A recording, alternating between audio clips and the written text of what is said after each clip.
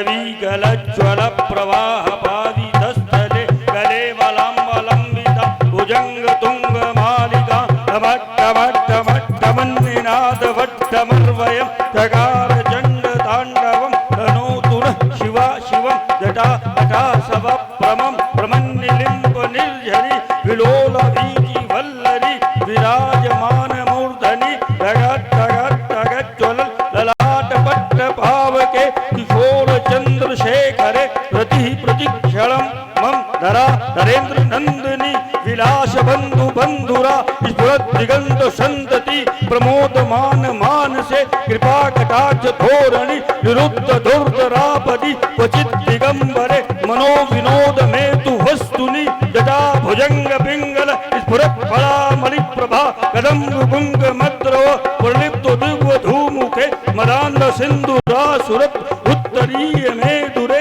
मनो विनोद मदभुतम विभर्तु भूत भर्तरि ललाट चत्वरच्वरत् धनंजया स्फुलिंगया निपीत पंच सायकम नमन्य लिंप नायकम सुधामयूखलेखया विराजमान शेखरम महाकपालि संपदे शिरोच्चटालमस्तु नः सहस्रलोचन प्रबद्ध शेख लेख शेखर प्रसून धूल धोरणि विदूषरान पीठ भुजंगराज मालया निबद्ध जाट जूटका श्रिये चिराय जायता चकोर बंधु शेखरा कराल भाल पट्टिका तगत तगत तगत ज्वलल धनंजयाहुतीकृत प्रचंड पंच सायके धरा धरेन्द्र नंदिनी कुचाक चित्र पत्रक प्रकल्प नैक शिल्पनि त्रिलोचने रतिर्मम नवीन मेघ मंडली निरुद्ध दुर्द स्फुरत कुहून शीत नीतिमा प्रबंध बद्ध कन्नरा निलिंप निर्झरी धरस्तु नोति कृति सुंदरा कला निधान बंधुरा श्रियम जगत धुरंधरा प्रफुल्ल नील पंकज प्रपंच कालिम प्रभा वलंबिक कंठ कंदलिप रुचिक प्रबद्ध कंधरम स्मरच्छिदम पुरच्छिदम भवच्छिदम मगच्छिदांध गच्छिदम तमंत गच्छिदम भजे अखर्व सर्व मंगला गला कदम्ब मंजरी रस प्रवाह माधुरी विजृंभणा मधुव्रतम स्मरांतकम पुरांतकम भवांतकम मकांतकांतकांतकम तमंतकांतकम भजे। आज अंधेरे के अवगुंठित अर्घ आवरण का अंत कर आकाश आंगन की अनुपम अपूर्व आभा अनुरंजित अरुण अरुणिमा अपनी ओर आकर्षित कर महान मनमोहक मणिमुक्ताओं से मणिमंडित मनहर मालाओं द्वारा महादेव के मंदिर में प्रातः काल की पवित्र बेला में परिमल प्रेम झकोरों से परिपल्लवित हो संस्कृति का प्रत्येक प्राणी प्रसूनों से परिपूरित पुष्पित पुष्प पुष्पांजलि द्वारा प्रेममय होकर पुरारी की प्रार्थना करने में प्रसन्न था। परंतु दूसरी ओर ये प्रकृति कल्लोलनी के साथ किल्लोल क्रीड़ा करती हुई शरीर की समस्त शयनेन्द्रियां शयन कक्ष में सानुपातिक स्वर्णिम सुख का संसर्ग स्थापित कर शनहि शनहि शीतल शांत सरोवर में सुशोभित स्वर्ण सदृश शतदल के साथ शयन कर समीरण के साथ अटखेलियां करती हुई शिवापति शंकर की सजीली बाकी झांकी का दिग्दर्शन करा रही थी। परंतु देखता क्या हूं, मेरे शयनालय का प्रत्येक वातावरण जो कि अपनी विशालता में ये गगन चुंबित वो तुंग धराधर एवं शैलाठिमालय सुंदरता में आभावलित अमरपुरी को भी लज्जित कर रहा था।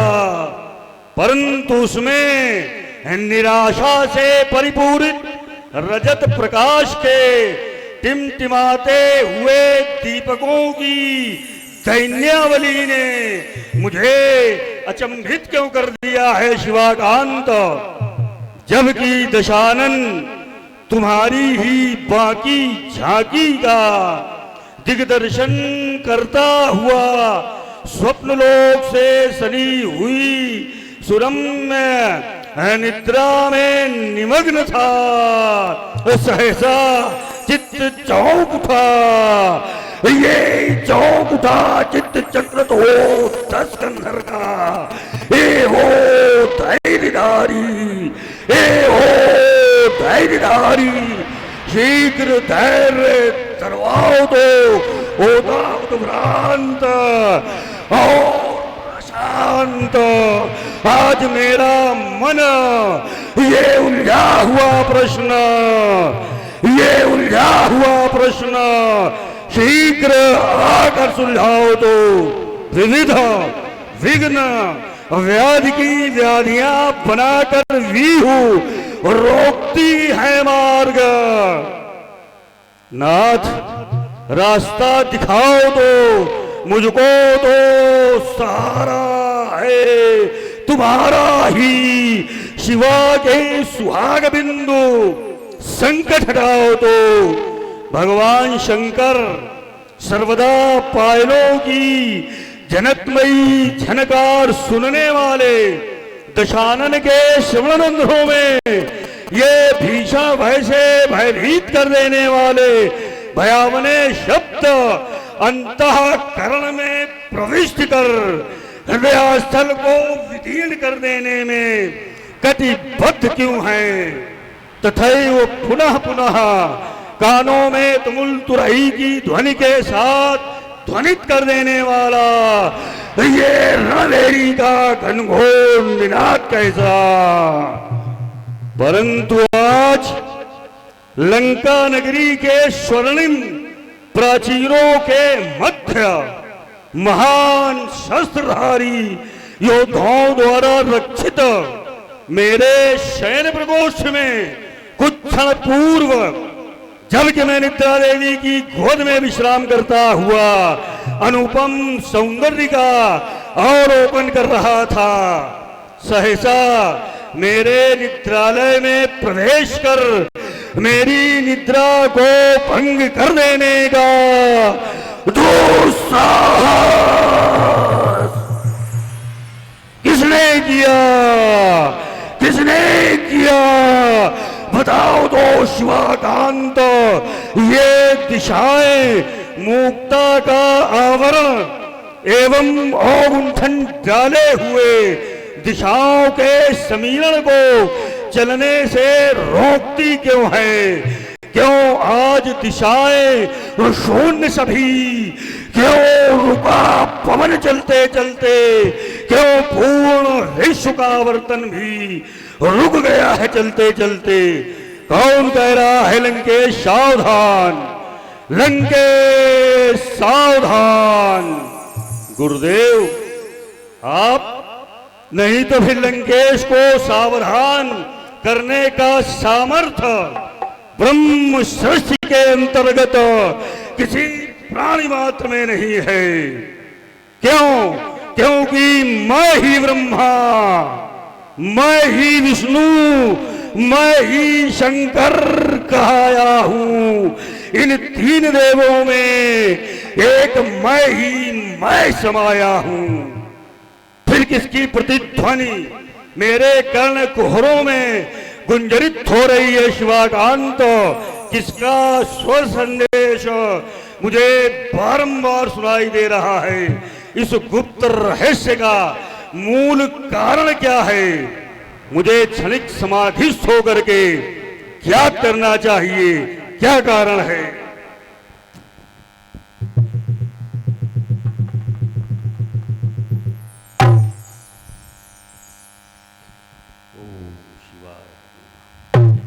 बस रहने दो गुरुदेव, श्रवणित हो चुके वो अज्ञात प्रश्न भी ज्ञात हो गया।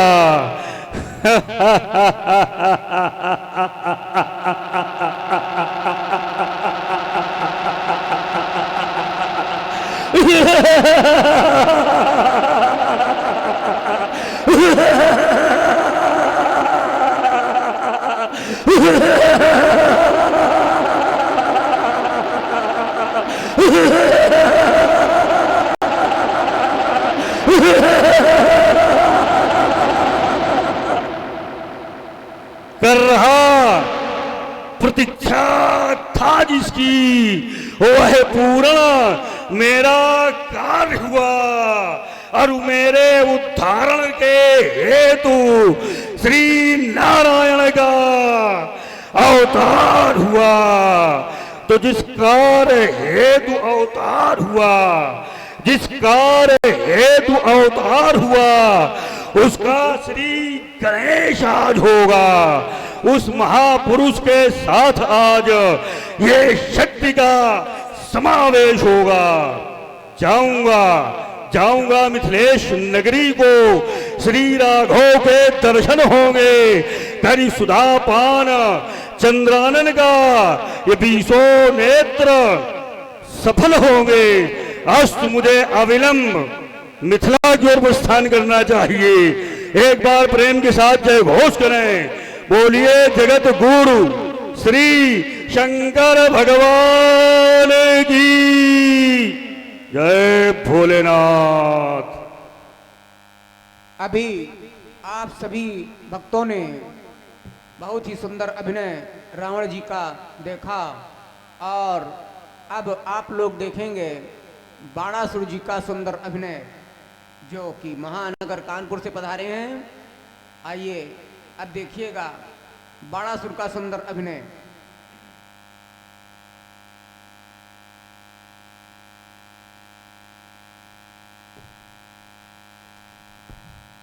और बाणासुर जी की भूमिका में आपके ग्राम में पधारे हैं कानपुर से कुलदीप सिंह रजावत। लीजिए देखें और सुने।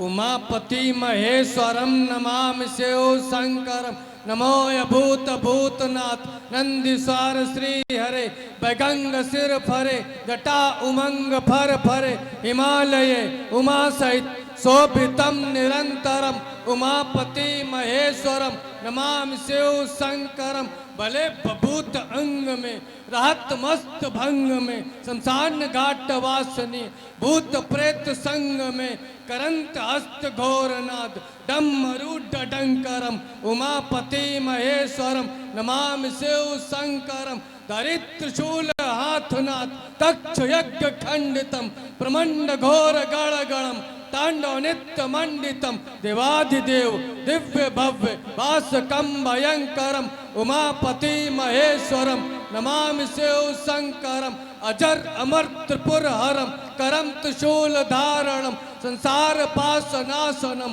अभी अपार कारणम भजन्तु सर्व शिव हरे सुरासुरम पुरंदरम उमापति महेश्वरम नमामि शिव शंकरम प्रसन्न हो परम पिता अनूप दान दायकम नमः शिवाय भक्त गुण गायकम नमो अलख निरंजनम नाथ मंगलम करम उमापति महेश्वरम नमामि शिव शंकरम नमामि शिव शंकरम। जय तहंकारी, जय प्रलंकारी। जिस समय शंकर प्रलंकर मैं करता हूं आपका पूजन, उस समय आपके पूजन में ये सहसा के उच्चाटन, ये सहसा के उच्चाटन कुछ मेरी समझ में नहीं आ रहा।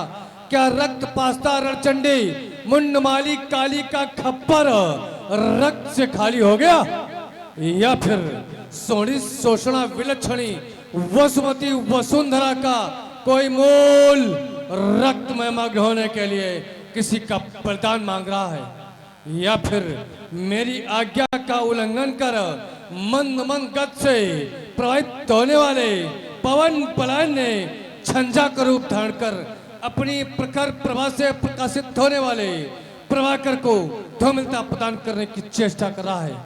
रात का समय है, मंद मंद मौत मचल सा आ रहा है।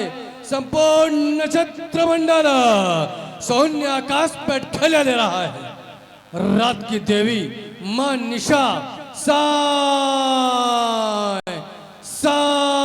साय साय की आवाज करती हुई संपूर्ण भूमंडल को अपनी निद्रा में बसीभूत किए हुए हैं। ये मैं क्या देख रहा हूं? मानस पटल पर श्री लंकेश जी आपके मुखाकृत अंकित हुई नेत्र साक्षात्कार करना चाहते हैं, किंतु सोजावस्था के कारण नेत्रों पर पलक पट रहे हैं, अस्तु नेत्र स्पर्श हैं, हो रहे आ जाए अंशिथिल क्यों डोलटा सिंहासन, हो रही है महाप्रलय क्या शिव करते तांडव नर्तन, हो रहा प्रभासान प्रवाहीन क्या घिराए कोई शैतानी बादल, या फिर कोई शिव भक्त हुआ जिसने समाधि लगा दिया डल। क्या कहा? आज किसी शिव भक्त का अवतार हुआ जिसने समाधि लगा दिया टल। आज मेरे स्वर्णंदों में यह कोरुल का बात कैसा? हे दीनानाथ, हे पिशंबरनाथ, चिंचिन चिताकर्षण ब्रह्मूर्त ब्रह्माओं से ओतप्रोत इस कृत प्रांगण में ये उचित संचित कार्य क्यों कर रहे हैं? बोलो बोलो दीनानाथ, बोलो बोलो करुणाकर, इस सेवक की सुखांतिक क्रिया के मरपल पाटका में ये मौलिक परिवर्तन की खड़ियां सुतन लोक के सौत सम्राट श्री बल के पुत्र युवराज बाण को क्यों कृषि करना चाहती हैं, क्यों कृषि करना चाहती हैं? और राज्य क्यों चंचल, कुछ नहीं समझ में आता है। इस सुतन लोक का दृश्य मुझे अब किंचित मात्र भाता है, पर इस दैत्येंद्र को रण में कौन बुलाता है? क्या कराओ भगवान भोलेनाथ, मेरा हृदय क्यों भ्रम खाता है? मैंने तो इस पृथ्वी पर कोई भी वीर अवशेष नहीं रखा जो बाण को ललकार सके। फिर कौन कहता बाण सावधान सावधान सावधान, सावधान करने वाले वीर, क्या तुम्हें ज्ञात नहीं मैं महायुद्ध में महाकाल भीषण संग्राम है मेरा नाम, हर विश्व विजय करने वाला जुग जुग करता मुझे प्रणाम। फिर कौन कहता बाण सावधान सावधान सावधान, एक किसकी मचलती बुझारण खेलने को ये मस्तक घुमा जाता है, अस्त्रों से झनकार निकलती युद्ध का निमंत्रण दे कौन बुलाता है? फिर कौन कहता बाण सावधान सावधान सावधान, हर राजनीति मेरी दासी, मैं जीवन का भाग्य विधाता हूँ, उत्पीड़न शोषण अनाचार का मैं तक जीवन त्राता हूँ। फिर कौन कहता बाण सावधान सावधान सावधान, मैं महायुद्ध में प्रथम चलूं, ये धरती हिल जाए, मेरे ओंकार मात से इस जग का इतिहास बदल जाए। फिर कौन कहता बाण सावधान सावधान सावधान, मैं महायुद्ध में प्रथम चलूं, मेरे चलने से पलट चलाए, अंधड़ आंधी तूफान बवंडर सब साथ चलाए, मैं मौजूद हूं मुझे दसों दिशाएं। फिर कौन कहता बाण सावधान सावधान सावधान, एक घबराया सा हृदय ये पुतली घूमी जाती है, मानो महाविनाश के चक्कर में ये धरा धसकती जाती है। होने को क्या महाप्रलय क्यों मम पामान भागता है। गुरुदेव कृपा कर बतला दो, गुरुदेव कृपा कर बतला दो, क्यों मेरा हृदय धड़कता है। अब ज्ञात करो भगवान भोलेनाथ, अब ज्ञात करो।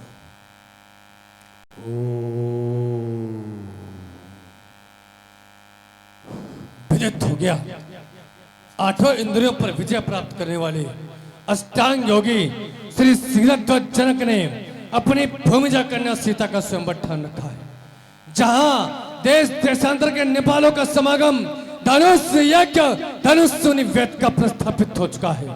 वहां क्रांतिकारी रावण का प्रस्थान जिसने पूर्ण किया है अभी अपना अधूरा विश्व विजय अभियान, पाखंडी प्रपंची अत्याचारी दुराचारी निशाचर रावण, उदास सावधान, उदास सावधान, नहीं करने दूंगा तुझे अब धनुष यज्ञ में व्यवधान, नहीं करने दूंगा तुझे धनुष यज्ञ में व्यवधान। रचा स्वयंवर सीते का मिथिलेश्वर की राजधानी में वह पिचारे जाने का उस लंकेश्वर अभिमानी में हो जाओ सचेत लंकापति, अब नीत नहीं चलने दूंगा, अपने जीते जी मिथिलेश्वर का अपमान नहीं होने दूंगा, अपमान नहीं होने दूंगा। और लंका के शासक, और लंका के शासक सावधान, अब मैं भूतल पर आता हूँ। जगबीरो दो आदेश मुझे, मैं अपने शस्त्र उठाता हूँ। और लंका के शासक सावधान, अब मैं भूतल पर आता हूँ। अरे यक्षों की जो लंका, यक्षों की जो लंका बदनाम विश्व में कर डाला, उत्तम पुलिस की चादर को निजातो कंधा कर डाला। ना जाने कितने नौ पुष्पित तरु दसमौल मसल तुमने डाले, उन मसले हुए अरमानों को मैं आज जगाने आता हूँ। और लंका के शासक सावधान, अब मैं भूतल पर आता हूँ, मैं भूतल पर आता हूँ। मुझे अतिशीघ्र स्वतल लोक से पृथ्वी लोक पर मिथिला प्रस्थान करना होगा। कहीं मेरे पहुंचने से पहले वो निशाचर, वो राक्षस रावण न पहुंच जाए जो पुत्री के विवाह में पिंड डाल दे। मेरे राज्य की रक्षा कर रही देवियों, मेरे राज्य की रक्षा करना। एक बार बैठे हुए सभी भक्त का जोर से जयकारा लगा दे। बोलो आदि गुरु भगवान शंकर की जय।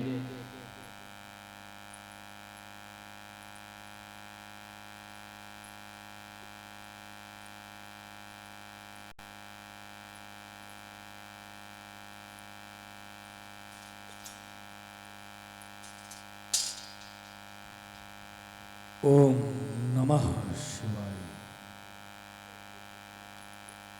मिथिला के सुसेवक, आज्ञा महाराज। जाओ सेवक, अतिशीघ्र अपने महाराज सीरध्वज तक यह संदेश पहुंचाओ कि मिथिला में बलसुत बाढ़ का आगमन हो चुका है। अतिशीघ्र उनसे मिलने की इच्छा व्यक्त की है, अतिशीघ्र जाओ। जो आज्ञा। महाराज के जीवन की जय जयकार हो। महाराज, जनकपुर के प्रथम द्वार पर बाणासुर जी का आगमन हुआ है, आपसे मिलने की प्रतीक्षा कर रहे हैं।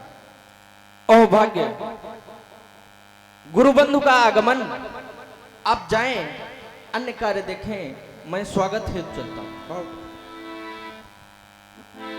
वेद वीथियों में विहाररत, वेद विद्या विशारद एवं शास्त्रों के सविद स्वाध्यायी, तर्क कर्कशा मर्म विदायनी कविता कानन केसरी, स्वर साहित्य एवं संगीत की स्वच्छ सरिताओं में श्वासोच्छ्वास सावरोधित मृदंगाचार्य श्री बलिपुत्र बाणासुर जी, जय श्री शंकर भगवान की।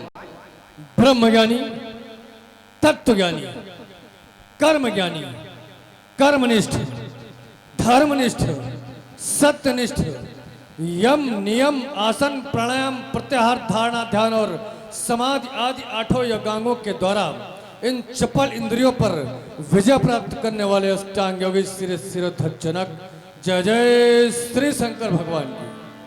बंधु कहे, आपका आगमन मिथिला में हुआ यह हृदय हर्ष से भर उठा, तन पुलकित हो उठा, मन हुलसित हो उठा और यह अंतःकरण कुछ कहने के लिए स्वतः ही बाध्य हो गया। बंधु, सुनना चाहता हूं।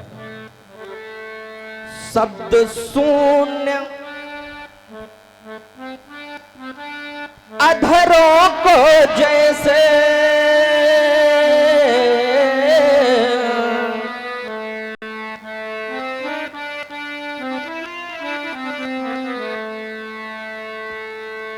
शब्द शून्य अधरों को जैसे यह सहसा मृदु मुस्कान मिला, या भूमे सरगम को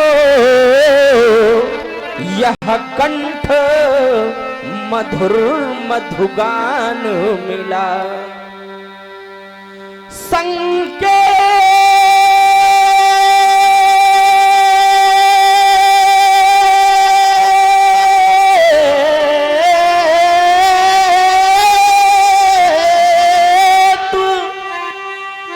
सफलता का पाया, मुद मंगल में ये आह्वान मिला। और बंधु, ये धन्य हुआ यह मैथिली महोत्सव, प्लक्ष द्वीप पति बाण मिला। ये प्रेम पियासे नयन हमारे,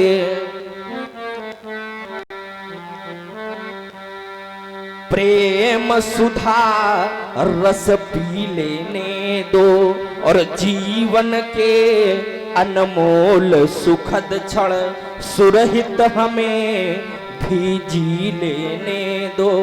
तो तुम गगन के चंद्रमा हो, मैं धरा की धूल हूँ, मैं धरा की धूल हूँ और तुम सुमन पथ के अलौकिक, मैं पथिक हित सूल हूँ। हमारा स्वागत स्वीकारें बंधु। इतना मधुर स्वागत, इतने मधुर स्वागत से ये दैत्य तो क्या पाषाण भी इतना मीठा गाते हो। मैं कुछ समय के लिए अपने आप को रोक बैठा था। इस आनंद सागर में तब तक गोते लगाता रहूं जब तक किसकी था। मेरे रोम रोम से ओम ओम प्रफुल्लित होने लगा। सोचने पर विवश हो गया कि इतने सुंदर स्वागत के प्रति उत्तर में ये बाण क्या कहे। मन चंचल होता है, चलायमान होता है। मन को अनिष्ट या हित का कोई भी ज्ञान नहीं होता है। मन सदैव अपने स्वार्थ की बात करता है, अपने स्वार्थ का कारण बताता है। और हृदय को आत्मा भी कहते हैं। हृदय गलत काम के लिए रोकता है और अच्छे काम के लिए प्रेरित करता है। मन कहता है कि जनक के द्वारा बाण इतना सुंदर स्वागत किया गया, इसके प्रति उत्तर में कुछ कहो। हृदय कहता है कि नहीं, रुको। यदि किसी व्यक्ति के सम्मुख उसकी प्रशंसा कर दी जाए तो उसे अहम आ जाता है, और यदि अहम आ जाता है तो अहम व्यक्ति के पतन का घोतक होता है। घोतक ही नहीं अपितु निश्चित उस व्यक्ति का पतन हो जाता है। फिर मन कहता है कि पतन कैसे हो जाता है। मन प्रेरित करता है कि पतन नहीं होता है। हृदय कहता है कि जब जिता काम अहमति मन माही, जिता काम अहमति मन माही, तो इसके पहले मन कहता है कि राजा जनक तो योगी हैं, और योगियों के लिए कहा गया है स्वर्णे लोष्टे पंके सुस्मित चंदने संभावनस्य स योगी उच्यते। जिसके एक हाथ में सोना और दूसरे हाथ में लोहा रख दिया जाए, जिसके एक हाथ में चंदन और दूसरे हाथ में आग रख दी जाए, उसे भी वो समान भावना से देखे, वही तो जनक है। जब ऐसा है जनक योगी है तो योगियों को अहम क्यों? हृदय कहता है कि जब नारद जैसा व्यक्ति त्रिकालज्ञ सर्वज्ञ जिता काम अहमति मन माही, काम को जीत लिया, मन में अहम आ गया और उस अहम का प्रतिफल जिस राज्य में उनका पूजन हुआ था उसी राज्य में उनको वो मुंह बनाकर जाना पड़ा जिसकी कोई कल्पना नहीं कर सकता है, अर्थात बंदर का मुंह बनाकर जाना पड़ा था। तो फिर क्या राजा जनक की पुर नर नारी सुभग सुचंता धर्मशील ज्ञानी गुणवंता ये समाज कहेगी? क्या बाण अपने संस्कारों को भूल गया? क्या बाण अपनी संस्कृति को भूल गया? मेरे ज्ञानी राजा के द्वारा, मेरे ध्यानी राजा के द्वारा, मेरे योगी राजा के द्वारा, मेरे प्रजापालक राजा के द्वारा, मेरे शिष्ट राजा के द्वारा, मेरे शिष्टाचार में पारंगत राजा के द्वारा इस बाण का इतना सुंदर स्वागत किया गया और बाण ने प्रतिफल में एक भी उत्तर नहीं दिया। नहीं, तो दूसरा माध्यम होता है, यदि माध्यम को घुमा दिया जाए और घुमा करके प्रशंसा कर दी जाए, दूसरे के माध्यम से प्रशंसा कर दी जाए तो अहम नहीं आएगा। तो वही बाण करता है ज्ञानियों और ध्यानियों ऋषि मुनियों के द्वारा रचित काव्यखंड के द्वारा आपके इतने सुंदर स्वागत के प्रति उत्तर में ये बाण कहना चाहता है कि मधुरिमा यदि कंठ में न होती, मधुरिमा यदि कंठ में न होती तो शब्द विस्पान बन गया होता और वेदना यदि हृदय में न होती, योगी वेदना यदि हृदय में न होती तो ये हृदय पाषाण बन गया होता और वासना यदि प्रेम को न छलती, या यूं कह दूं कि प्रेम में यदि वासना न होती तो प्रेम वरदान बन गया होता और याचना यदि भक्त में न होती तो भक्त स्वयं भगवान बन गया होता, भक्त स्वयं भगवान बन गया होता। सुना है पुत्री का विवाह है, अवश्य क्या आयोजन है और कितना समय व्यतीत हो गया, दोनों मुझे ज्ञात करें। लक्षित स्वयंवर है और 11 मास 29 दिन का समय व्यतीत हो चुका है। प्रथम बिंदु आपके द्वारा दिया गया कि लक्षित स्वयंवर। जब मैं दृष्टिपात करता हूं आपके निमि वंश पर, जो कि आपका निमि वंश सूर्यवंश अर्थात इक्ष्वाकु वंश की एक शाखा है। इक्ष्वाकु राजा, अयोध्या के राजा दशरथ इक्ष्वाकुवंशी और इक्ष्वाकु के 9 पुत्रों में निमि एक पुत्र और निमि के बाद में आपके निमि वंश की शाखा चली, अर्थात निमि वंशियों ने आज तक किसी भी पुत्री का स्वयंवर नहीं किया। हाँ, एक कार्य जरूर किया था। यहां पर मेरी दृष्टि जाती है तो एक महर्षि विश्वामित्र बैठे हुए, ब्रह्म ऋषि विश्वामित्र बैठे, आपके ही कुल की पुत्री राजा उदाउस की पुत्री तारा का विवाह अयोध्या के राजा हरिश्चंद्र के साथ हुआ था और विश्वामित्र जी ने जाकर के वहां एक परीक्षण कर दिया था। उस परीक्षण के प्रतिफल में आपके कुल की पुत्री को दर दर भटकना पड़ा था और आज ये यहां भी बैठे हुए हैं। हृदय भ्रमित होता है कहीं आपके यहाँ ये परीक्षण न कर बैठे जो आपकी पुत्री को भी दर दर भटकना पड़ जाए। आपके यहाँ स्वयंवर कभी नहीं किया गया है और स्वयंवर की विधा के अंतर्गत आता है पराया क्षत्रिय नृपाल अपनी उस पुत्री का स्वयंवर करते हैं जो गुणों में, अपने लक्षणों में, चारों दिशाओं में अपनी कीर्ति फैलाए हुए होती है, सौंदर्य में विशेष होती है और जिसे पाने के लिए अनेक राजा आक्रमण तक करने के लिए लालायित होते हैं। तो उस आक्रमण को रोकने के लिए, विनाश को रोकने के लिए, प्रजा का पतन रोकने के लिए एक ध्यानी राजा के द्वारा स्वयंवर का विधान अपनाया जाता है, जिससे प्रजा का अहित न हो, युद्ध जैसी स्थितियां न आए। तो आपके द्वारा भी वही किया गया। फिर 11 माह 29 दिन अर्थात 12 माह, कोई व्यवधान तो नहीं आया? जी नहीं, अभी तक।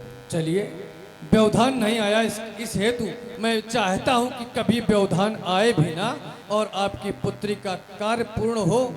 और जब जानता हूं इतना लंबा समय व्यतीत हो गया तो एक समस्या होती है कि जब किसी के यहाँ पुत्री की बारात भी आनी होती है और समय व्यतीत होता है, अधिक समय हो जाता है, तो पुत्री के पिता, भाई और उस कुल के जो शुभ चिंतक होते हैं उन्हें एक चिंता सताने लगती है कि आखिरकार कारण क्यों, इतना विलंब क्यों। और आपके यहाँ तो 12 मास व्यतीत होने आ रहे हैं आपकी पुत्री का। एक छोटी सी सांत्वना देना चाहता हूं। इंसानियत इंसान को इंसान बना देती है, इंसानियत इंसान को इंसान बना देती है, लगन मंजिल को आसान बना देती है। अरे यूं ही नहीं जाते हैं लोग मंदिरों में पूजा करने, यूं ही नहीं जाते हैं लोग मंदिरों में पूजा करने। आस्था ही तो है जो पत्थर को भी भगवान बना देती है, आस्था ही तो है जो पत्थर को जाए। आप जाकर के अपना अन्य कार्यभार देखें, मैं आपके सहयोग हेतु आया हूँ, आपकी सेवा हेतु आया हूँ। मेरे लिए जो भी कार्य हो तुरंत आदेशित करें, तुरंत निर्देशित करें। जनक आए, आसन की शोभा बढ़ाएं। व्यवस्था अपने अनुकूल देखूं या आपके अनुकूल? आपके अनुकूल। फिर तो बड़ी समस्या आ गई भाई। देखा गया है कि मित्र का मित्र अपना मित्र होता है, मित्र का शत्रु अपना शत्रु होता है, और शत्रु का मित्र अपना शत्रु होता है। और देवता हमारे शत्रु, हमारा उनसे देवासुर संग्राम, और देवता आपके मित्र तो हमारे शत्रु के आप मित्र हुए। तो अगर उस व्यवधान से देखें, उस नियमावली से देखें, तो शत्रु के आप हमारे मित्र हैं। आप घबराए नहीं, गुरु बंधु हैं आप हमारे। हाँ, आप घबराए नहीं। पुत्री का विवाह है, कोई विघ्न नहीं आएगा। मैं अपने विधा से चाहूंगा कि रक्तपात भी न हो और आपकी पुत्री का विवाह पूर्ण हो। मैं पूर्णता से स्वतंत्र हूं और जो भी सेवा हो, देखिए सेवा मैंने इसलिए कहा कि सहयोगी तो सब बनने के लिए आ जाते हैं। जाए है कोई संदेशवाहक, धर्मात्मा विदेह को सूचित किया जाए। रंगशाला के अंतर्गत वैश्रवेण रावण का आगमन हुआ है। महाराज लंका नरेश, लंकाधिपति महाराज रावण का आगमन अपने मुख्य द्वार पर हो चुका है। आज शीघ्र आपसे मिलना चाहते हैं। ओह भाग्य, श्री दशानन रावण जी का आगमन। वेद, 4 वेद, 6 शास्त्र, 18 पुराणों के ज्ञाता, लंका के भगवान मैया केकसी की कोख को धन्य बनाने वाले अप्रतिम योद्धा, उद्भट विद्वान भगवान श्री भोलेनाथ के परम उपासक, मिथिला के आगत हमारे अग्रज श्री दशानन रावण जी आपके श्री चरणों में शीरध्वजनक प्रणाम कर रहा है, नमन कर रहा है। भो भवम विदेह राजत्वम भव सिद्धि मनोरथम ज्ञानम विज्ञानम च संयुक्तौ शंकरे प्रतिभक्तिमान। आपका आगमन हुआ, हृदय कहने को बाध्य हुआ। बंधु दर्शन हित दृगों ने यह पलकों के पावड़े बिछाए और प्राणों ने परस कर यह पग अमर वरदान पाए। तो खिल खिला कर हंस पड़ी चहुओर कुछ कहते ही कि लंकेश बना ऋतुराज जबकि हो स्वयं मिथिला में आए, तो मैं अकिंचन इस कृपा सौजन्य का सत्कार क्या दूं, प्रेम का प्रतिकार क्या दूं, स्नेह का उपहार क्या दूं। ये धन्य हमारा नगर हो गया, ये धन्य हुए पूर्ववासी, हुआ आगमन बंधु आपका, हृदय हुआ सुख राशि। हमारा प्रणाम स्वीकारें बंधु। अधिक भोजन करने वाला कभी पहलवान नहीं होता और अधिक बोलने वाला कभी विद्वान नहीं होता। क्या कामना शेष है?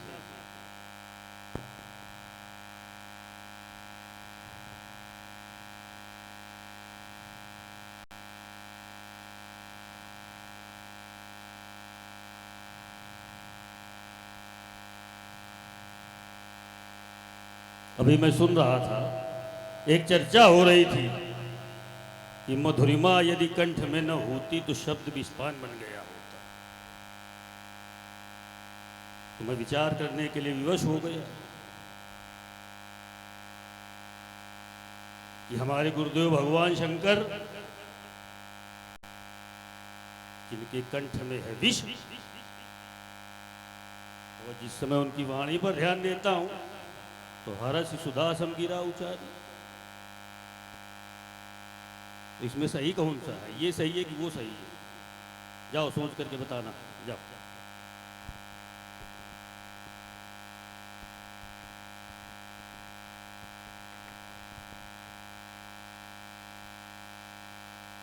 या और कोई बताना चाहे तो बता सकता है, सबको छूट है।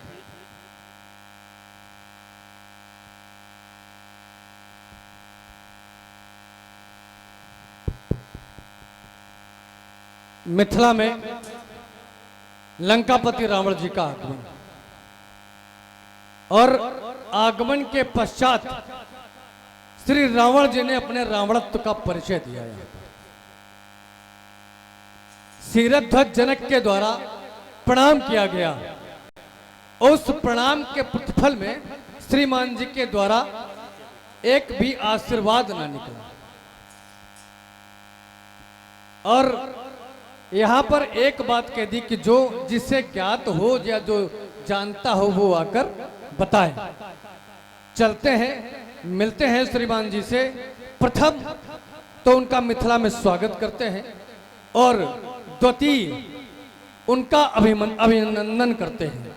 अभिनंदन क्यों? इसलिए नहीं कि रावण जी का कोई भय व्याप्त है यहाँ पर। अभिनंदन इस हेतु नहीं, अभिनंदन का कारण यह है कि श्रीमान जी ब्राह्मण हैं। और ब्राह्मण कैसे हैं? उत्तम कुल के ब्राह्मण हैं। उत्तम कुल पुलस्त का नाती, उत्तम कुल के ब्राह्मण हैं या पुलस्त के नाती हैं। और यह भी कहा गया है, पूजय विप्रशील गुणहीना। यदि ब्राह्मण शील गुणहीन है तब भी उसकी पूजा करनी चाहिए। एक कारण तो ब्राह्मण है, इस हेतु प्रणाम। दूसरा कारण कि श्रीमान जी वीर हैं और वीरों के लिए कहा गया है वीर वीरेन पूजते। एक वीर को दूसरे वीर की पूजा करनी चाहिए। और तीसरा सबसे महत्वपूर्ण कारण है कि हमारे मान्य के मान्य हैं। हमारी बुआ की बिटिया भद्रज्वाला इनके छोटे भाई कुंभकर्ण को ब्याही है। तीन कारण हैं प्रणाम करने के। चलते हैं, श्रीमान जी का स्वागत करते हैं और उनको प्रणाम करते हैं। लंकाधिपति, लंका के भगवान, या यूं कहूं रक्ष संस्कृति का उत्थान करने वाले माता केकसी की गोद के प्रसून लंकापति श्री रावण जी, ये बलिपुत्र बाण, बलिपुत्र ही नहीं अपितु पूरा परिचय, ब्रह्मा से मरीच, मरीच से कश्यप, कश्यप से हिरण्याकश्यप, हिरण्याकश्यप से प्रहलाद, प्रहलाद से बैरोचन और बैरोचन से दैत्येंद्र दानवीर बलि और 100 बलि के 100 पुत्रों में ज्येष्ठ ये बाण मिथिला में आपका स्वागत करता है एवं आपके श्री चरणों में प्रणाम करता है, स्वीकार करें। बलि के 100 पुत्र थे बाण, सबके नाम थे बाण। तुम्हारा वास्तविक नाम क्या? यदि वास्तविक नाम बताया जाए तो मेरा वास्तविक नाम वृत्रासुर भी है। वृत्तासुर। वृत्रासुर। और जहां तक 100 पुत्रों में है, मैंने यह भी जाना है कि जो उनका प्रथम पुत्र था वो भी बाण है। प्रथम पुत्र जिसका नाम बाण है। सब बाण है, हाँ, लेकिन तुम्हारा जो वास्तविक नाम है वो नहीं बता रहे हो, छिपा कह रहे हो। यदि आपको मेरा नाम मैंने अपना नाम बताया, यदि आपको मेरा नाम वास्तविक नाम पता है तो श्रीमान जी आप ही बता दें। अरे नाम तुम्हारा तुमको पता नहीं होगा यार, हमें नहीं, क्या हमको पता है तभी तो मैंने ये बात कही और मैंने नाम वृत्रासुर बताया भी। एक त्वष्टा पुत्र ये कुछ और बता रहा है ग्रंथ। सकई उठाई सरासुर मेरु, तो सरासुर नाम तुम्हारा निकल देखिए रहा। सरासुर नहीं, सकई उठाए सरासुर मेरु, यहाँ पर सरासुर एक पर्यायवाची दे दिया गया। सर धन असुर हो गया, ज्यादा नहीं, थोड़ा थोड़ा करो तो नहीं, सबको हाँ समझ वही में कह रहा आएगा। हूं मैं, उसका पूरा दे रहा हूं। सर धन असुर, सर माने होता है बाण, बाण धन असुर अर्थात बन गया बाणासुर। तो वही तो मैं जानना यही सुनना चाहता था, बता तुम कुछ और रहे हो। तुमने जितने आरोप लगाए हैं कि जनक ने प्रणाम किया, आपने आशीर्वाद नहीं दिया, तो या तो तुम बहिरे हो या तो पढ़े लिखे नहीं हो, या तो तुमको सुनाई नहीं पड़ता, या तो फिर शिक्षा जगत से तुम्हारा व्यवहार है नहीं कोई। जैसे ही जनक ने प्रणाम किया पूरी समाज ने सुना। मैंने कहा भू भवम विदेह राजत्वम भव सिद्धि मनोरथम, ये क्या है? आशीर्वाद है, लेकिन इनको समझ में नहीं आया।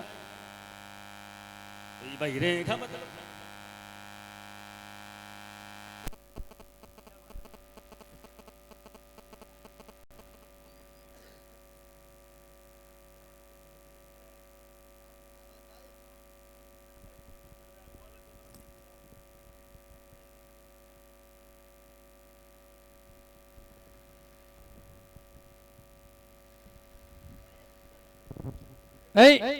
मुझे सुनाई पड़ा।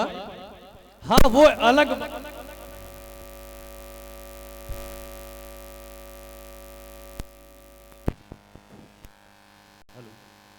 हरिओम हरिओम। मैंने पहले बोला था कि अधिक भोजन करने वाला कभी पहलवान नहीं होता और अधिक बोलने वाला कभी विद्वान नहीं होता। थोड़ा बोलो लेकिन अच्छा बोलो ताकि इन्हें कुछ मिले, ऐसा कुछ बोलो। बताओ क्या कहना चाहते हो? तुम हमारे प्रिय हो, छोटे हो, अभिन्न हो। हाँ, आपके द्वारा एक बात कही गई थी कि भगवान शंकर के कंठ में तो विष है और वो सदैव अमृत ही बरसाते हैं, अमृत के समान बरसाते हैं। इसके लिए साधुवाद आपको।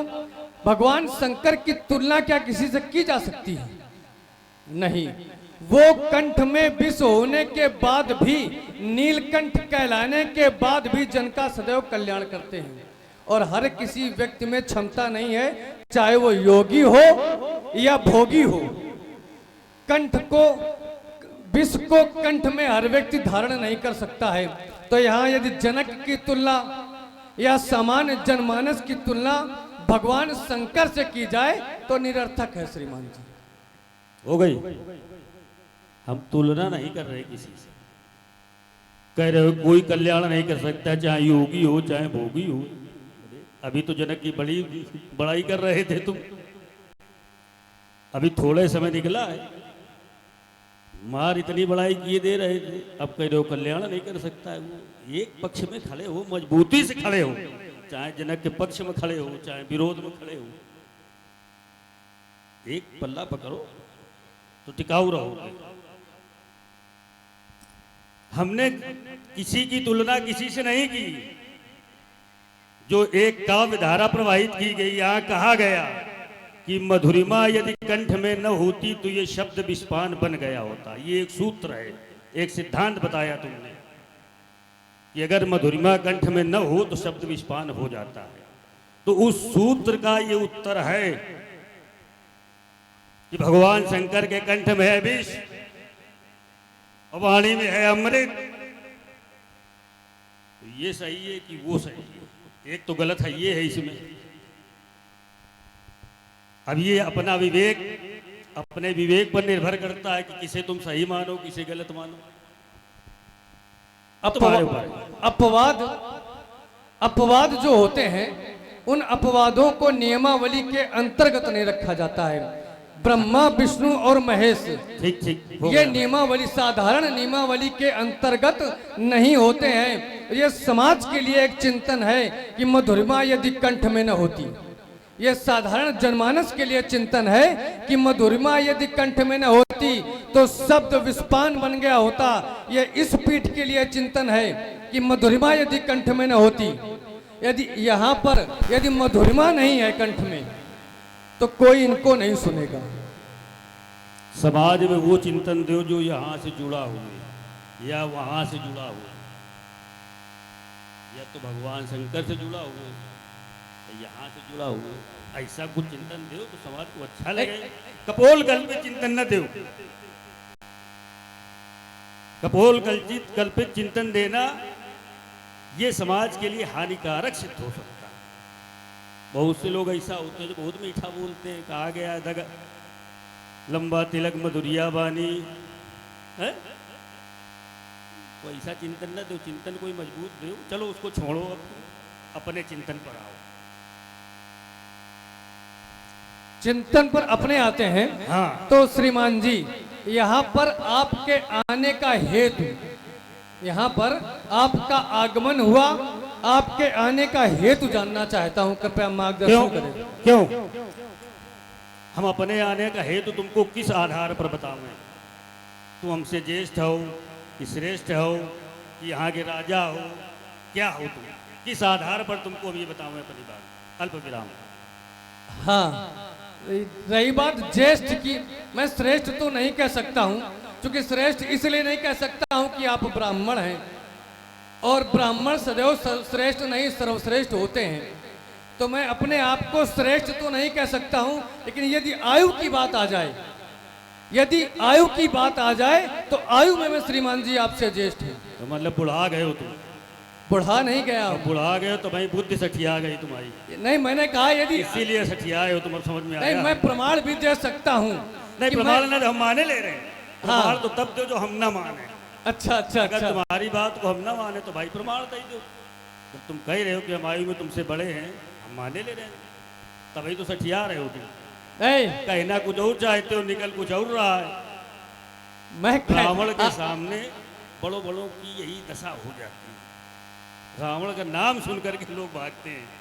रावण आव सुने सकोआ, देवन तक मेरु गिरखोआ। तुम कौन गिनती मांगो? ये रावण का सब प्रभाव है। जब रावण पहुंच जाता है तो वहां दशा यही होती है।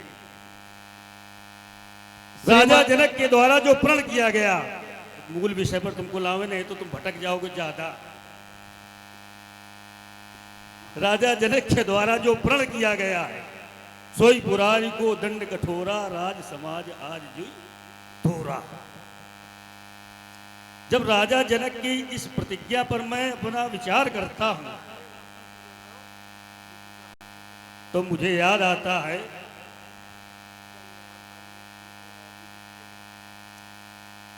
हाँ, ध्यान दें, प्रस्तुत संवाद से प्रभावित हुए हैं चंद्रराम पांडे जी, जो कि जरगांव के निवासी हैं। आपकी ओर से ये 50 पत्र मुद्राएं दोनों महान कलाकारों के लिए मंडल की ओर से कोट कोट साधुवाद, धन्यवाद।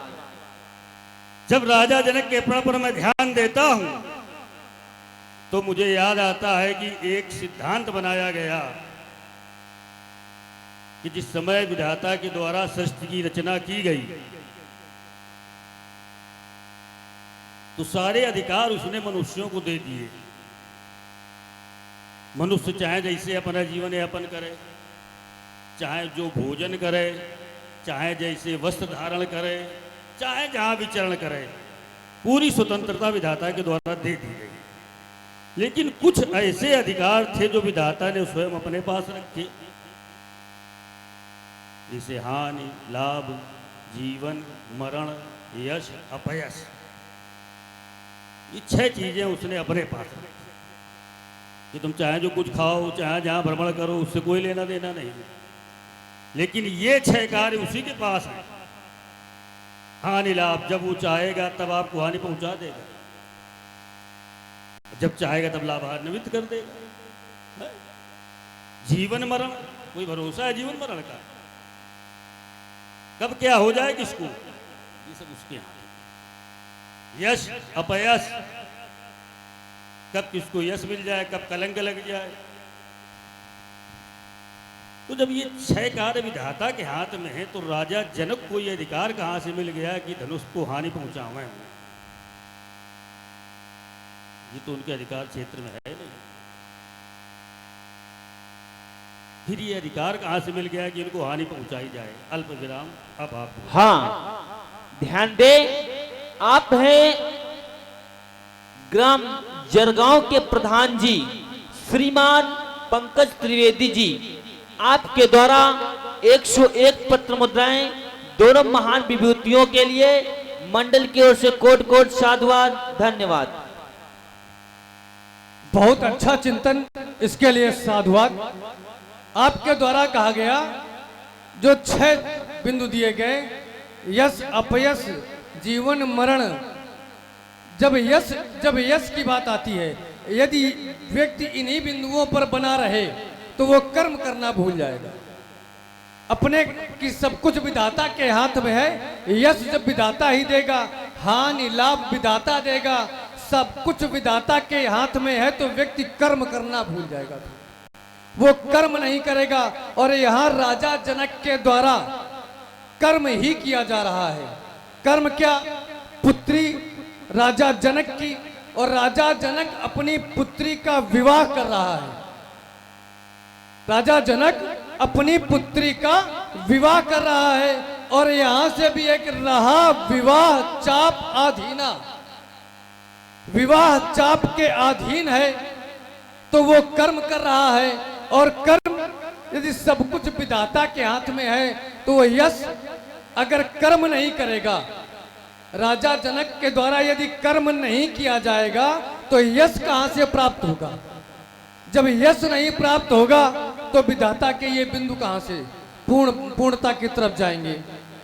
तो यहाँ राजा जनक यदि पुत्री के विवाह हेतु इनका खंडन कर रहा है तो कहीं पर विधाता, अर्थात विधाता में हम तीनों लोगों को गिनती में ले रहे हैं।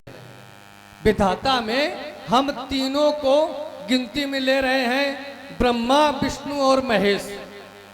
ये तीनों विधाता के अंतर्गत हैं।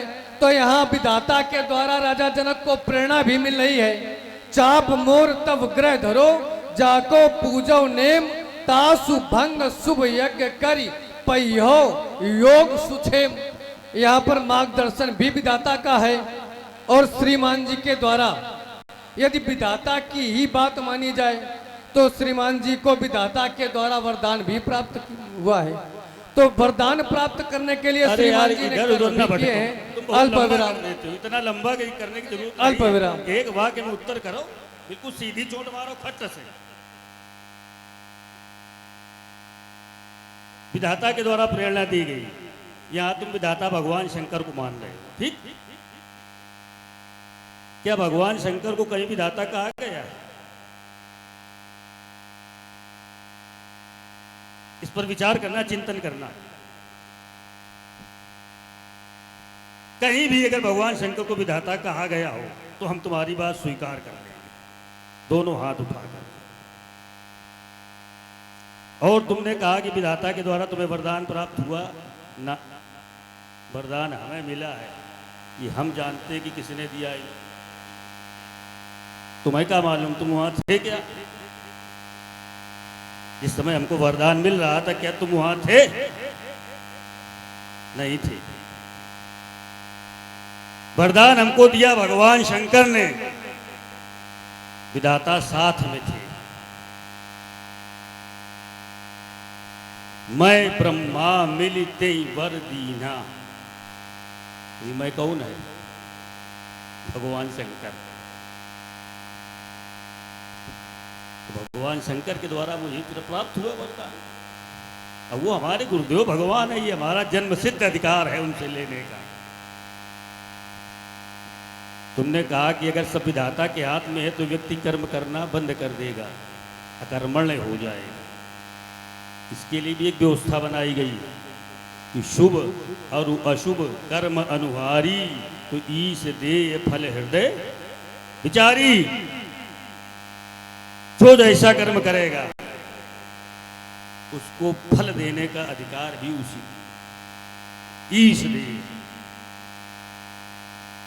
तो हमने यही तो कहा था कि राजा जनक को ये अधिकार कहाँ से मिल गया कि इनको नुकसान पहुंचाओ, इनको हानि पहुंचाओ।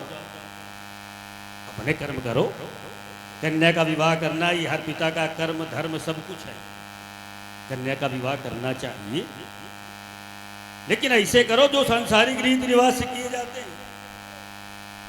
जब आचार्यों से पूछा गया कि कन्या का विवाह कैसे किया जाए या किसी पिता को कन्या का विवाह कैसे करना चाहिए, तो हमारे विद्वानों ने बताया कि कोई भी पिता जब अपनी कन्या का संस्कार करने के लिए मन में विचार करे तो कुछ ऐसी बातें हैं जिन पर ध्यान देना आवश्यक हो जाता है। पूछी गई वो कौन कौन सी बातें हैं, तो बताई गई कि जो घर पर कुल होए अनूपा, तो करिए विवाह सुता अनुरूपा।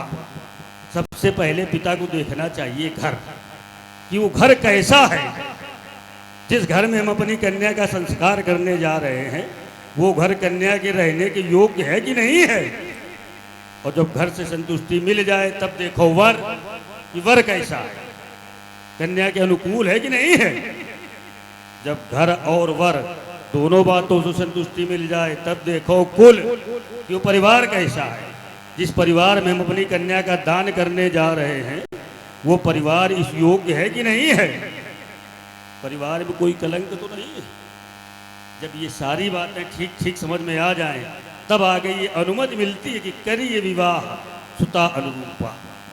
जब ये सब कुछ ठीक हो तो कन्या के अनुकूल विवाह कर देना चाहिए।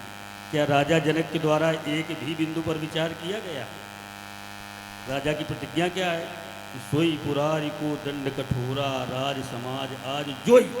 मतलब चाहे जो कोई तोड़ दे, वो चाहे ऐसा हो, इससे राजा को लेना देना नहीं है। चाहे जो कोई आकर के तोड़ दे। अल्प विराम। हाँ, आपके द्वारा एक बिंदु जो पहले दिया गया कि मुझे भगवान शंकर ने वरदान दिया। भगवान शंकर स्वयं कह रहे हैं मैं ब्रह्मा मिलते ही वर दीना। मैंने और ब्रह्मा ने मिल करके वरदान दिया है। वहां पर भगवान शंकर प्रत्यक्ष नहीं थे। आपके द्वारा जो तपस्या की गई, आपके द्वारा जो उग्र तप किया गया, उस तप के प्रतिफल में ब्रह्मा जी आपके सम्मुख आए और ब्रह्मा जी ने आपको वरदान दिया। तब भगवान शंकर ने यह बात कही है कि बड़ तप तय की ना, मैं ब्रह्मा मिली तय वर दीना। मैंने और ब्रह्मा ने मिल करके वरदान दिया है। वहां भगवान शंकर प्रत्यक्ष नहीं थे, ब्रह्मा जी ने वरदान दिया। चलिए, और दूसरी बात आपके द्वारा कही गई कि करे विवाह सुता अनुरूपा। श्रीमान जी शायद ये बात भूल गए कि जो विवाह की पद्धति है, कुल वर इनकी खोज करना, ये साधारण विवाह पद्धति है। ये साधारण विवाह पद्धति है। और यहाँ पर राजा जनक की पुत्री क्या है? एक तो भूमिजा है, पृथ्वी से प्राप्त है पुत्री, साधारण नहीं। और यह भी जाना गया है, फिर आप कहीं ये कहते हैं कि आपको कैसे पता, क्या आप थे? हाँ, यह भी जाना कहो गया चाहे है जो कुछ, कि देखो तुम्हारे लिए पूरी स्वतंत्रता है, कहीं विचरण करो। धन्यवाद, इसके लिए साधुवाद आपका। गुजरात। और मैंने ये भी जाना है कि पुत्री के द्वारा धनुष को उठा लिया गया है, वो भी बामंग से उठाया गया है। तो यहाँ भी सिद्ध होता है कि पुत्री साधारण नहीं है। और मैंने पूर्व में एक बात कही थी समाज के सामने कि स्वयंवर क्यों किया जाता है। जब पुत्री साधारण न हो, रूप में, लावण्य में, अपनी ख्याति में, सुंदरता में, चारों दिशाओं में ख्याति व्याप्त हो, जिसकी उसका स्वयंवर विधि से विवाह किया जाता है। तो राजा जनक यहाँ स्वयंवर विधि से ही विवाह कर रहे हैं, पहली बात। और ऐसे नहीं, एक जगह मुझे और भी सिद्धांत मिला है, नप लख कुंवर सयानी बोल गुरु परिजन।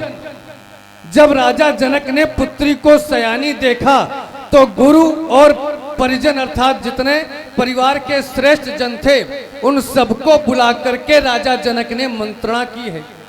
और उस मंत्रणा में यही कहा गया है कि जो धनुष है उस पर प्रण ले लो। और ग्रंथ ने भी कहा, रहा विवाह चाप आधीना। और फिर यहाँ पर राजा जनक ने क्या प्रण किया है, सोई पुरारी कोदंड कठोरा राज समाज आज जो तोरा। देखिए, राजाओं की समाज के लिए कहा गया है। और क्या राजा की समाज अलग हो जाते हैं? अगर राजा की समाज है तो कुल और वर्ग कुल निश्चित ही सही होगा, इसमें कोई भी भ्रम नहीं है। तो यहाँ पर राजा जनक के द्वारा क्या गलत किया गया है, अल्प विराम श्रीमान जी से आगे की वार्ता चाहता हूँ। राजा जनक स्वयंवर कर रहे हैं, ठीक, स्वयंवर विधा से कन्या का विवाह कर रहे हैं। स्वयंवर की विधा जानते हो क्या होती है? स्वयंवर की विधा आप जानते हो? स्वयंवर का अर्थ है कि कन्या स्वयं अपने वर का चयन करे, वो है स्वयंवर। तो जब कन्या स्वयं अपने वर का चयन कर रही तो राजा जनक को धनुष तुड़वाने की जरूरत क्या है? पहली बात, ठीक, अगर स्वयंवर कर रहे हैं फिर धनुष तुड़वाने की आवश्यकता नहीं। दूसरी बात, तुमने बताया कि कन्या भूमिजा है, कन्या अलौकिक है, कन्या सांसारिक नहीं है। अगर हम तुम्हारी बात मान लें, यद्यपि हमारी दृष्टि में वो साधारण कन्या है, लेकिन तुम्हारी बात अगर हम मान लें कि वो अयोनिजा है, भूमिजा है, दिव्य है, अलौकिक है, तो फिर ये प्रण की जरूरत क्यों? संसार के लोगों को काहे इकट्ठा किया है? राज समाज आज जो तोरा, राजाओं को प्रण क्यों सुनवाया गया? फिर राजाओं को प्रण सुनाने की आवश्यकता क्यों? जब कन्या दिव्य अलौकिक, राजा जनक ज्ञानी, तो अपने अनुसार वर का चयन कर लेते, ढूंढ लेते। वो तो ज्ञानी है, ज्ञान के माध्यम से ढूंढ लेते। फिर धनुष खंडन की आवश्यकता क्यों? ये सब राजा का आडंबर है, तुम इस चक्कर में न पड़ो। राजा जनक बहुत चतुर खिलाड़ी है, कहीं पे निगाहें कहीं पे निशाना, ये दशा है उसकी। दिखा कुछ और रहा है, वो करना कुछ और चाहता है, लेकिन उसको हर आदमी समझ नहीं सकता है। वो केवल अपने लक्ष्य को खोज रहा है। कन्या को तो बहाना बनाया है उसने केवल माध्यम में, लक्ष्य उसका कुछ और है। वो केवल मैं जानता हूं कि उसका लक्ष्य क्या है। दोनों लोग अपने लक्ष्य को खोज रहे हैं। आ गई बात? दोनों लोग अपने लक्ष्य को खोज रहे हैं। और रही बात कन्या की, तो देखिए, यदि कन्या असाधारण तो प्रण भी असाधारण। इन्हें हर कोई उठा भी नहीं सकता है। और नारद जी के द्वारा जो कहा गया है, योग माया भी सीतेति जाता तव वै वैस्मनी अदस्तम ददाम राघवाय चा प्रयत्नता। ये सब न खोलो, एक बंद रहने दो। कुछ पन्ने ऐसे होते हैं जो बंद ठीक लगते हैं। नहीं, इसके लिए साधुवाद है, बंद है। लेकिन जो ये कहा गया प्रयत्नता, पुत्री को राघव को दे दिया जाए, किंतु प्रयत्न पूर्वक। अब राघव को ढूंढा कहाँ जाए? तो जो राजा, शक्ति के लिए सर्वशक्तिमान चाहिए, तो इनको लगा दिया गया। यही राजा के द्वारा जो प्रयत्न किया जा रहा है वो सांसारिक किया जा रहा हाँ है। तो फिर ये बात हटा दो कि कन्या लौकिक है, दिव्य है, ये सब जान जाएंगे तो काहे हमारे राजा के प्रण में सम्मिलित होंगी। अगर सब लोग इस बात को जान जाएंगे कि राजा जनक की कन्या अलौकिक है, आदि शक्ति है, तो फिर लोग सम्मिलित होंगे। कौन ऐसा संसार में जो आदि शक्ति से विवाह करना चाहेगा? है कोई ऐसा? क्यों? वो तो जगत माता हो गई। अगर उसको हम अलौकिक मान लें, आदि शक्ति मान लें, तो वो सारे संसार की माँ हो गई। जितने ये राजा इकट्ठे सब उसके पुत्र हैं। कौन विवाह करेगा बताओ? इसलिए ज्यादा ज्ञान ना बताओ, थोड़ा थोड़ा ज्ञान बताओ। जिनके बोले चुनौती है रावण की, ये अब नहीं धनुष खंडन होगा। अरे शंकर का होगा अब ये रौद्र रूप, और फिर रणचंडी का नर्तन होगा। ये बाणों से ज्वाला निकलेगी और अंगारों का वर्षण होगा, पर अब नहीं धनुष कर्षण होगा। विध्वंस करूंगा धनुष यज्ञ, विध्वंस करूंगा धनुष यज्ञ, फिर सोनित की नदी बहा दूंगा, और लंकेश विकट हुंकारों से अंबर में आग लगा दूंगा। ये अजगौ हाथी नहीं किसी की, अजगौ विश्व बपौती है, और जिसने दैत्यों का दलन किया उसकी ऐसी ठुकरौती है कहाँ छिपा वह नर नाहर जिसके कर से कर्षण होगा। बोलो बाण, बदलो विधान, अन्यथा बाण वर्षण होगा, पर अब नहीं धनुष कर्षण होगा, अब नहीं धनुष खंडन होगा।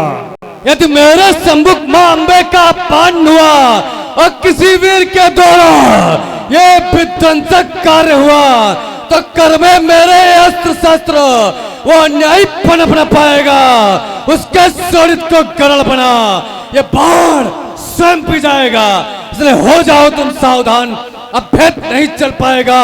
और सीता के वर के चढ़े ये अजगौ खंडित हो जाएगा। मेरे सम्मुख माँ अंबे का अपमान हुआ, तो माँ अंबा माने लिया है तो अब आगे बातें खत्म हो जाती है। जब अंबा स्वीकार कर लिया है उसे तुमने, तो उसके आगे सारा सब समाप्त, फिर कुछ बचे नहीं शेष।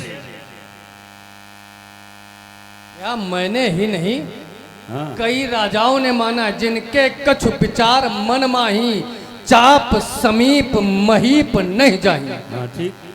उनको भी जिनको आभास हो गया है वो भी चाप के समीप नहीं जा रहे हैं।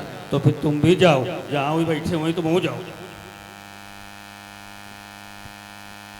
तुमने भी अम्मा मान लिया है, अम्बा तो जाओ फिर तुम भी। बचा क्या यार? हमें तुम्हें को बूझिए विक्रमवाद अखंड, अब तो यह कह दे को मदन कदन को दंड।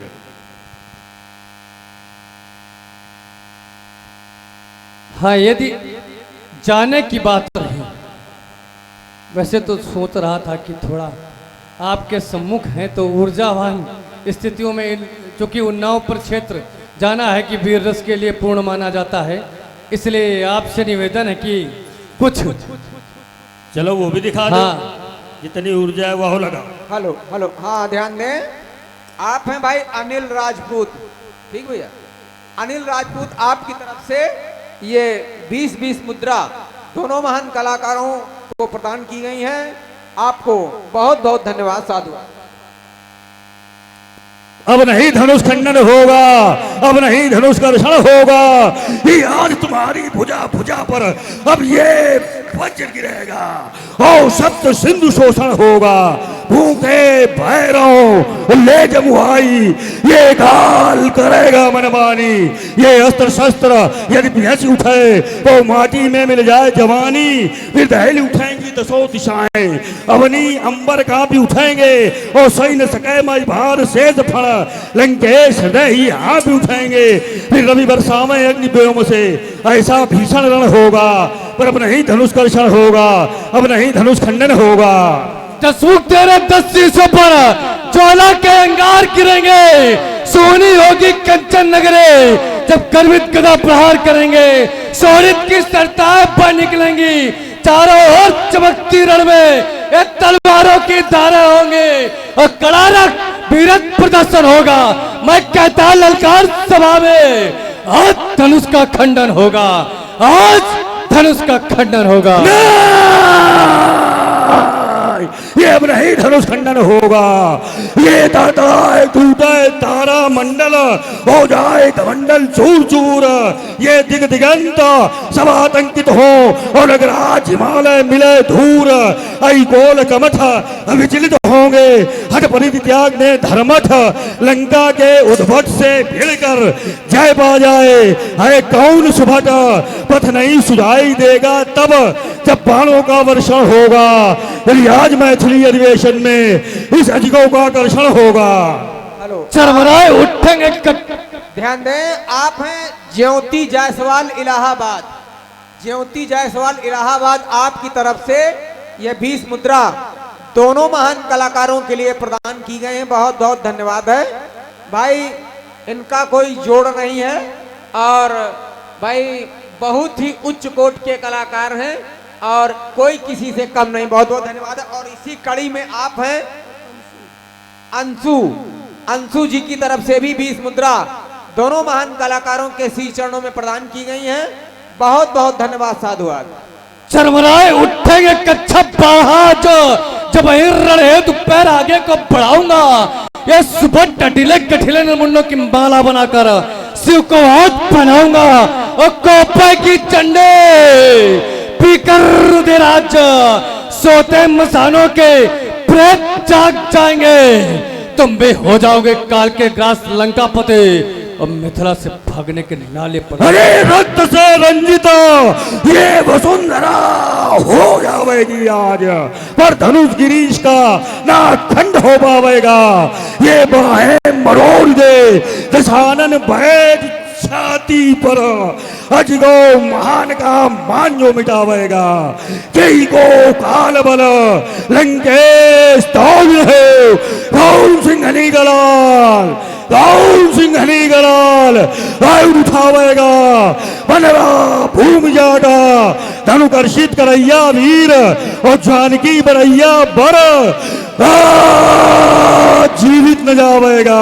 हेलो हेलो, हाँ ध्यान दें, आप हैं भाई हमारे अर्जुन दादा घटोरी निवासी।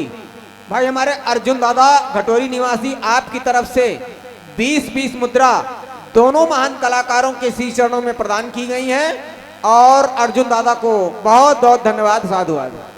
बाबा पंडित जी के श्री चरणों में दे तो ठीक है, हमारे श्री चरणों में उचित नहीं है, हमें उनसे आशीर्वाद चाहिए।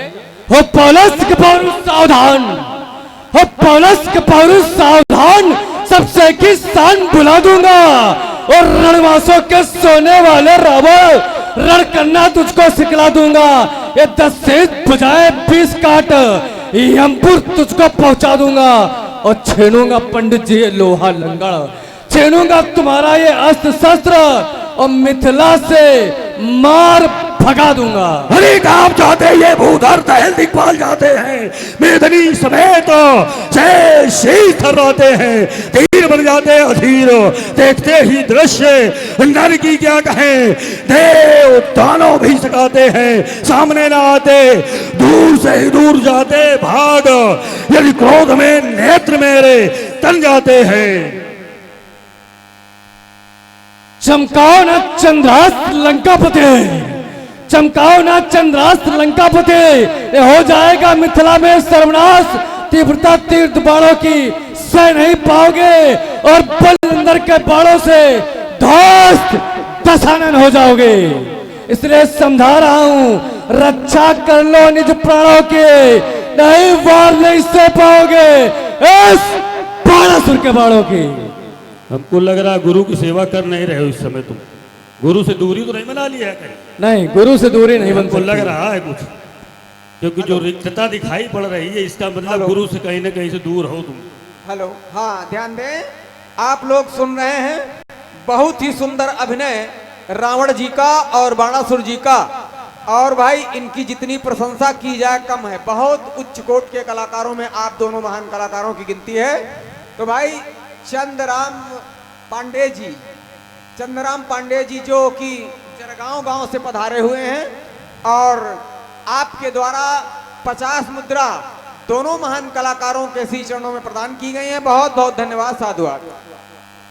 क्योंकि एक धारा तुमने बनाई और वो धारा एक कदम चले फिर पीछे हट गए, इससे हमको ऐसा लग रहा है कि गुरु से दूरी है कहीं ना कहीं से। गुरु की सेवा करो, बहुत कुछ मिलेगा, और गुरु से दूर रहोगे तो कुछ भी नहीं मिलेगा, जो मिला वो चला जाएगा। नहीं, गुरु से तो दूर हो ही नहीं सकता है। हाँ, उनकी यदि सेवा गुरु करो। से दूर हुआ व्यक्ति, अभी तुम्हें सेवा की आवश्यकता है उनकी, अभी आवश्यकता है तुम्हें, अभी और कुछ दिन सेवा करो। ये सेवा तो कर ही रहा हूं। हाँ, तो अब देखिए, क्योंकि समय की गति भी कुछ कह रही है, हाँ, तो वही हम हमें- कह रहे हैं। हाँ, देखिए, बहुत हो गया। यदि मैं यहाँ रहूंगा तो श्रीमान जी भी यहाँ रहेंगे, जब मैं चला जाऊंगा तो श्रीमान जी भी चले जाएंगे, और जो ध्येय है सबका वो ध्येय पूरा होगा। और मेरे जाने का एक और कारण है, वो कारण है कि आ गया कल्याणकारी, वो आ गया कल्याणकारी, सृष्टि का कल्याण करने, भक्तों के संकट हरने और दुष्टों का दमन करने। उसने अपने आने का प्रमाण दे दिया है। अहिल्या को तार, ताड़का को मार और मारीच को सागर पार भेज दिया है। जब वो आ चुका है, लोग जान चुके हैं, तो यहाँ मेरी रुकने की कोई आवश्यकता नहीं है। इस हेतु धनुष शिव का है, सीता से माँ का नाता है, और जनक सभा के सभासदों क्षमा करो, ये बाण लौट सुतन लोग को जाता है, बाण लौट सुतन लोग को जाता है। एक बार बैठे हुए सभी भक्तगण जोर से जयकारा लगा दें। बोलो आदि गुरु भगवान शंकर की, शोभन सरकार की, योगेश्वर सरकार की, बोले अपने अपने माता पिता की, हर हर महादेव। चलें खोजें उसे जिसके लिए आया था यहाँ, विप्लवी भयंकरी शक्ति को उल्झार करके। देखें उस निशंक को कैसा अटपटा है बना, जिसने ताड़का और सुबाहु मारे, मारीच को बिन फाड़ के बाण से सागर पार फेंकने वाला। मैं भी तो देखूं कि कौन है वो, कहां से है, कैसे है, जिसने रावण को युद्ध के लिए चुनौती भेजी है। तब तक तुम देखो इनको जरा, हम उधर निपट के आ रहे हैं।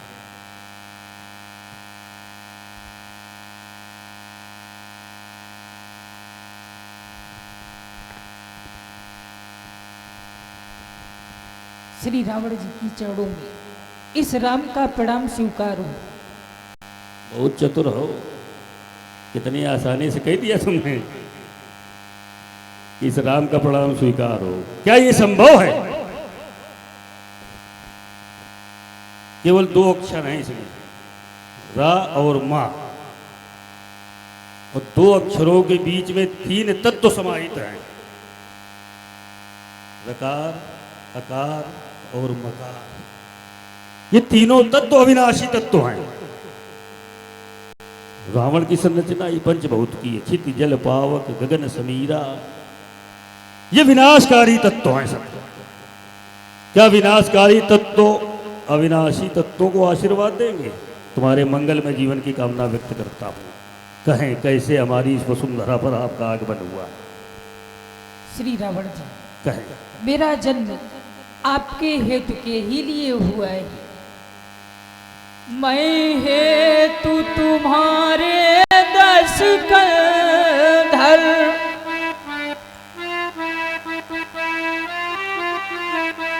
इस अवनी तल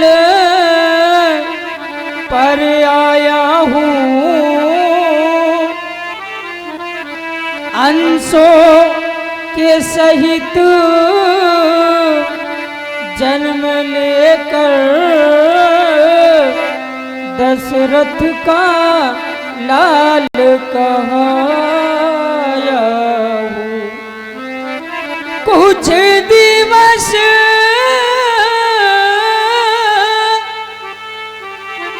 मिस सीता के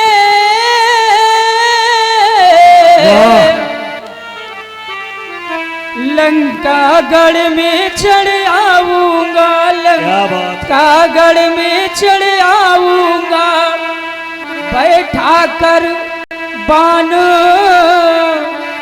विमान तुम्हें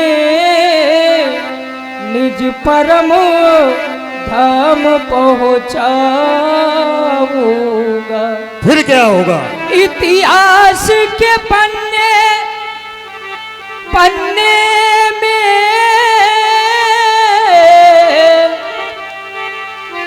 यह अमर कथा लिख जाएगी, यह अमर कथा लिख जाएगी।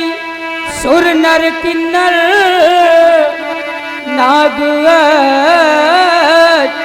रुचि रूप राम गुण गाएगी।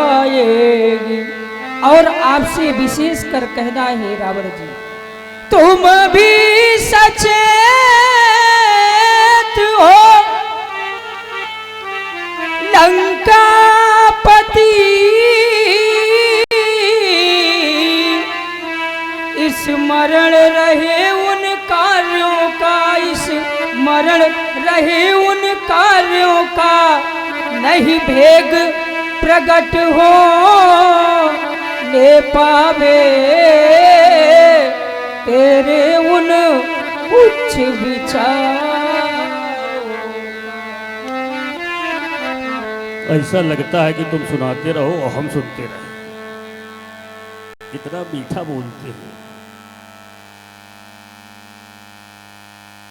स्मरण रहे उन उद्गारों का और भेद प्रकट ना होने पाओ।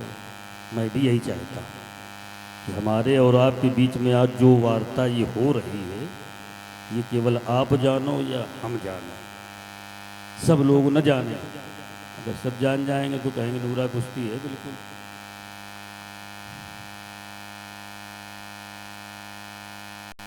तो इनको लगे, क्योंकि लगना चाहिए कि नहीं। बिल्कुल 36 का आंकड़ा है, 63 ना हुआ, 36 रहा है।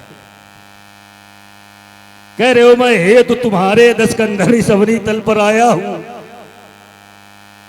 हमारे लिए आए थे, सीधे लंका चले आते, फिर अयोध्या जाने की आवश्यकता क्यों आपको पड़ गई?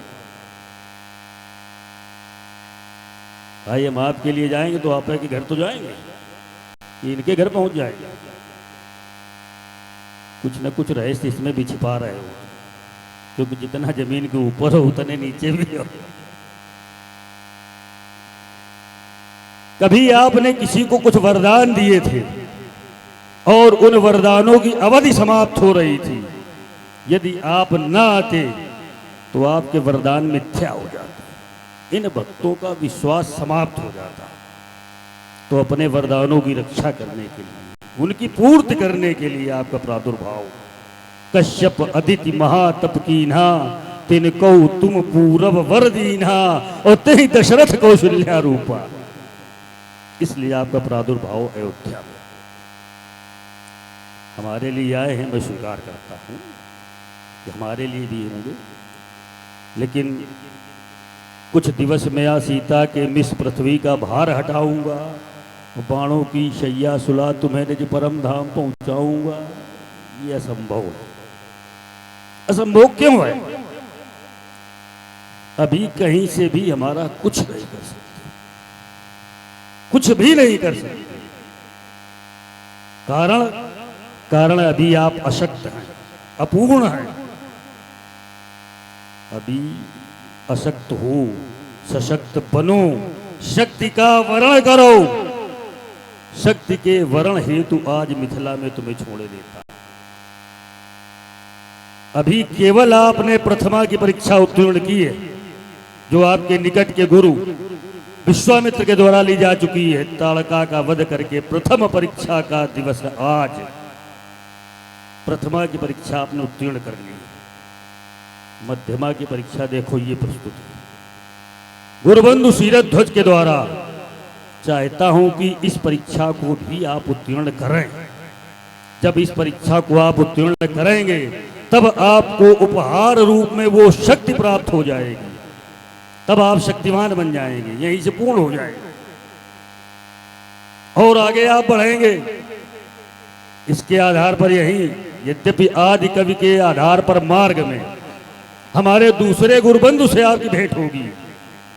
वो आपकी शास्त्री की परीक्षा लेगा, देखेगा कितने शस्त्र और कितने शास्त्रों में आप पारंगत हुए हैं। उस परीक्षा को भी जब आप उत्तीर्ण करेंगे, तब आपको वो अलौकिक दिव्य शक्ति प्राप्त हो जाएगी। दोनों शक्तियों को लेकर के आचार्यत्व की परीक्षा देने के लिए तुम्हें लंका आना ही होगा। क्यों आना होगा? क्योंकि आचार्यत्व की परीक्षा लेने में विश्व का कोई भी प्राणी समर्थ है ही नहीं, केवल महामहोपाध्याय रावण। उस परीक्षा के लिए मैं आपको आमंत्रित किए जा रहा हूं। हे राम, निमंत्रण देता हूं, सीधे गढ़ लंक चले आना, फिर दसमुख की मोक्ष पिटारी को हे धर्म धुरीण साथ ला। छल से बल से निज शक्ति से मुक्ति को छीन ले जाऊंगा और पन पन भटकाए तुम्हें ढाहन खूब रुलाऊंगा। सीता पुत्री वंश राम, तुम सफली भूत करा देना, तब वैछार के बाण विमानन पर अपने धाम पठा देना। स्वीकार है? तो वही हमारा आपका मिलन हो जिस समय आपके कर कमलों में चढ़ा हुआ धनुष हो और हमारे हाथों में ये नग्न चंद्रहास। लेकिन बस याद रखना, हाँ जाएंगे। जितने लोग यहाँ बैठे हैं, ये दरबार है संभवतः भोले बाबा का होगा।